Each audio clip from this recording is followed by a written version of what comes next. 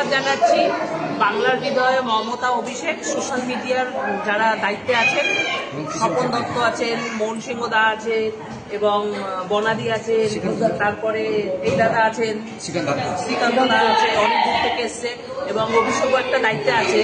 এরা যে এত সুন্দর পঙ্কজদা আছেন আমাদের পঞ্চায়েত মেম্বার আদি সপ্তগ্রামের, উনি এত সুন্দর একটা প্রোগ্রাম শুনে এসছেন, সঙ্গীত মুজুরের দাদা। তো আমিও আছি চুচুড়া পৌরসভার 7 নম্বর ওয়ার্ডের কাউন্সিলর। তো আমাদের তো রোজ নানান ধরনের কাজ থাকে, টেনশনের কাজ থাকে বা টেনশন ছাড়া কাজ থাকে। তো আজকের দিনটাই ছোট ছোট বাচ্চাদের সঙ্গে কাটাতে পেরে খুবই ভালো লাগছে।